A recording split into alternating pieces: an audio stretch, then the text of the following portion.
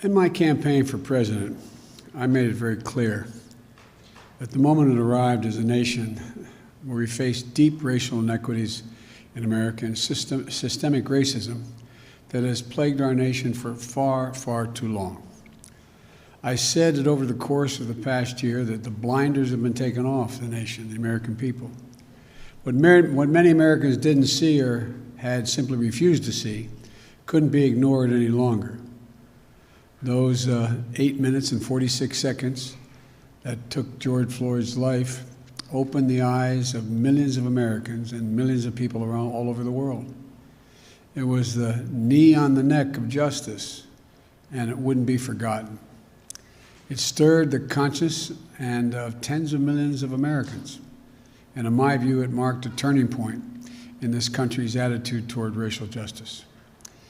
When the six-year-old daughter, Gianna, who I met with when I met with the family, I leaned down to say hi to her, and she said, looked at me, and she said, "Daddy changed the world." That's what Gianna said, his daughter. Daddy changed the world. And I believe she was right. Not because this kind of injustice stopped, it clearly hasn't, but because the ground has shifted, because it's changed minds and mindsets, because it laid the groundwork for progress. COVID-19 has further ripped a path of destruction through every community in America, but no one has been spared. But the devastation in communities of color has been nothing short of stunning. Just look at the numbers. 40% of frontline workers, nurses, first responders, grocery store workers, are Americans of color, and many are still living on the edge. 1 in 10 Black Americans is out of work today. 1 in 11 Latino Americans is out of work today. 1 in 7 households in America, about 1 in 4 Black, 1 in 5 Latino households in America, report that they don't have enough food to eat in the United States of America. Black and Latino Americans are dying of COVID-19 at rates nearly 3 times that of white Americans. And it's not white Americans' fault, but just a fact. And the Americans now know it, especially younger Americans.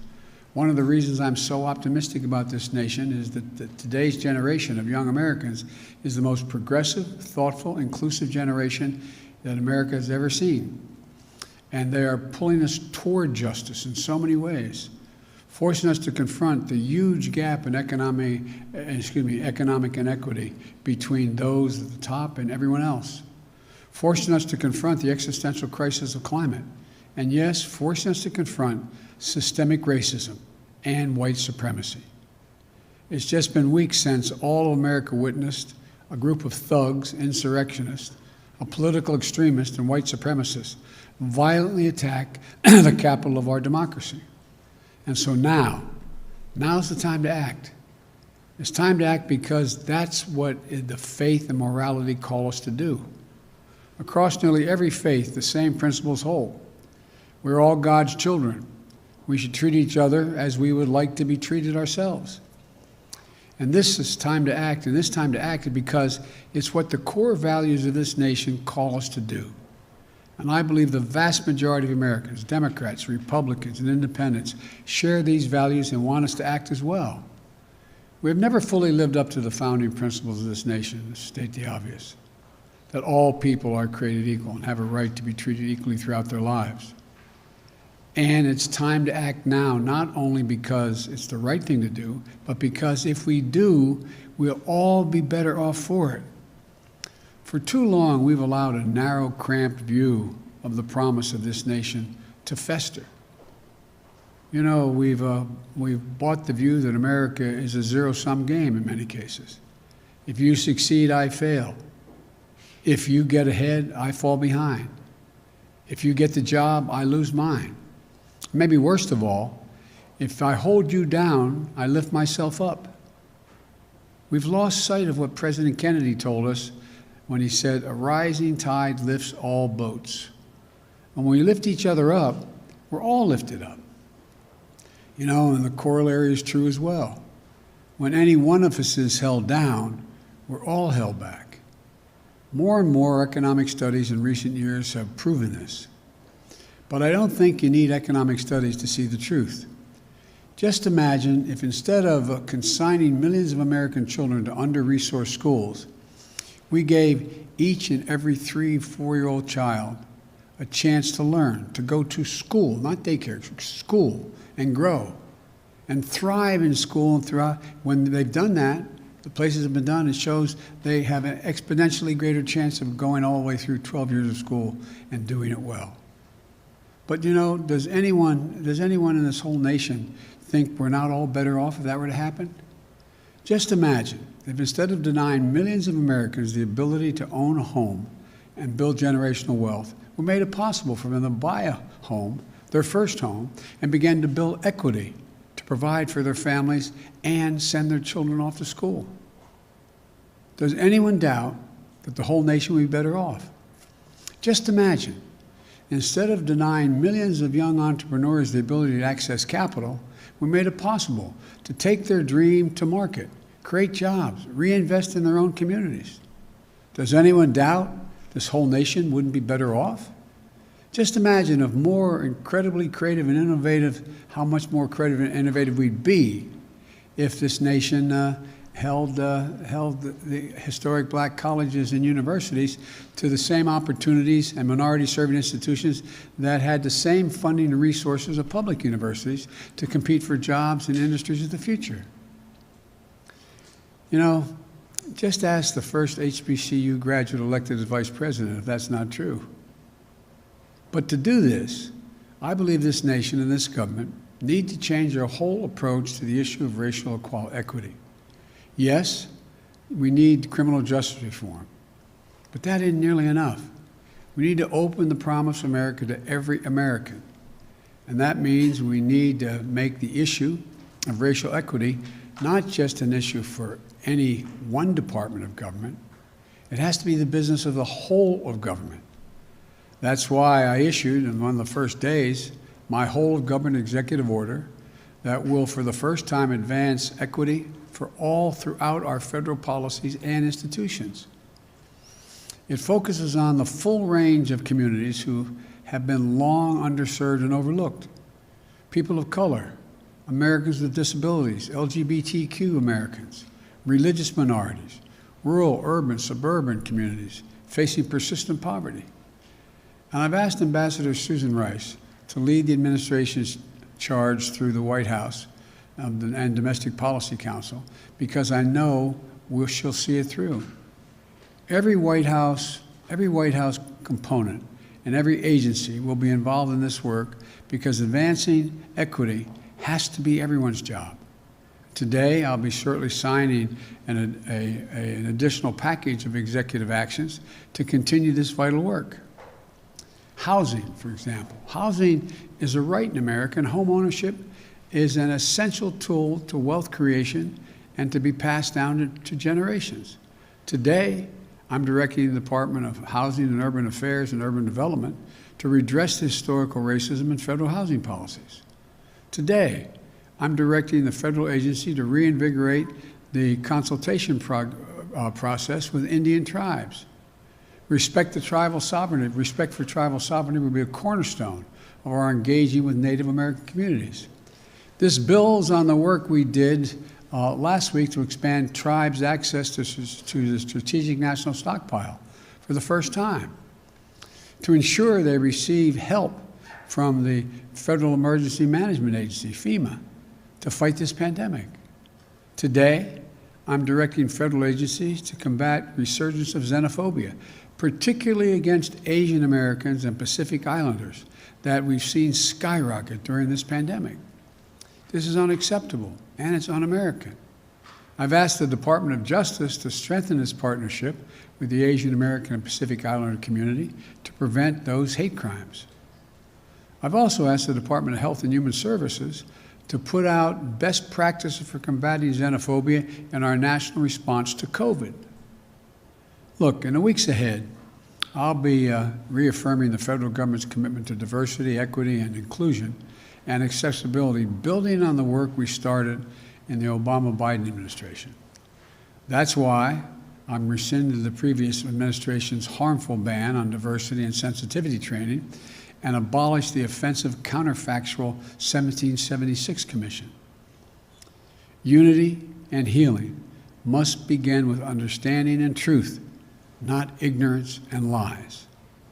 Today, I'm also issuing an executive order that will ultimately end the Justice Department's use of private prisons, an industry that houses pretrial detainees and federal prisoners. The executive order directs the Attorney General to decline to renew contracts with privately operated criminal facilities, a step we started to take at the end of the Obama administration and was reversed under the previous administration. This is the first step to stop corporations from profiting off of incarceration that is less humane and less safe, as the studies show. And it is just the beginning of my administration's plan to address systemic problems in our criminal justice system. Here's another thing we need to do.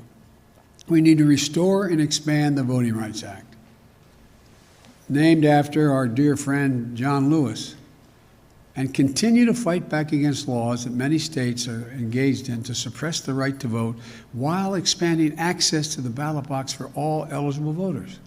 Because here's the deal, and I'll close with this. I ran for president because I believe we're in a battle for the soul of this nation. And the simple truth is, our soul will be troubled as long as systemic racism is allowed to persist. We can't eliminate it. It's not going to be overnight. We can't eliminate everything, but it's corrosive, it's destructive, and it's costly. It cost every American, not just who felt the sting of racial injustice. We are not just a nation morally deprived because of systemic racism. We're also less prosperous. We're less successful. We're less secure. So we must change, and I know it's going to take time, but I know we can do it. And I firmly believe the nation is ready to change. But government has to change as well. We need to make equity and justice part of what we do every day. Today, tomorrow, and every day. Now, I'm going to sign these executive actions to continue the work to make real the promise of America for every American. Again, I'm not promising we can end it tomorrow, but I promise you we're going to continue to make progress to eliminate systemic racism, and every branch of the White House and the federal government is going to be part of that effort. Thank you.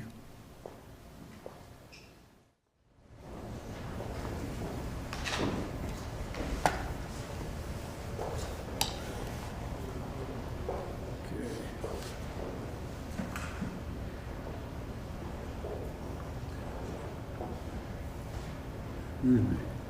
My pen away.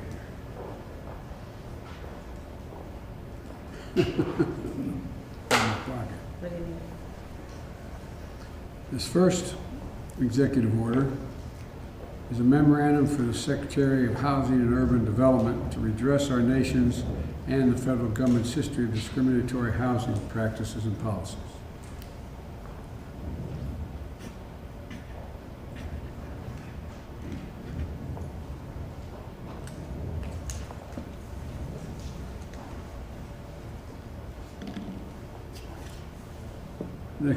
Next executive order is reforming the incarceration system by eliminating the use of privately operated criminal detention facilities.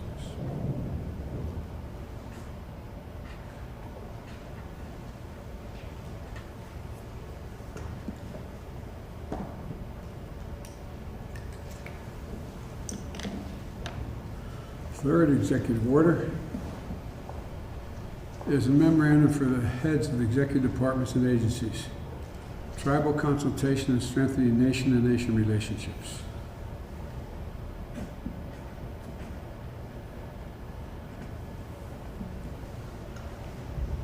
And the last executive order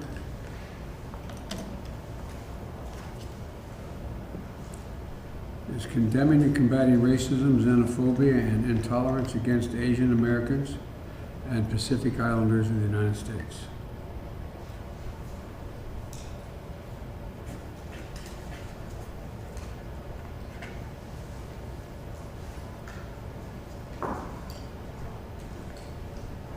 I think the country's ready, and I know this administration is ready. Thank you. Mr. President, what you talk to Vladimir Putin about? You. He sent his best. Mr. President, help me, Mr. President.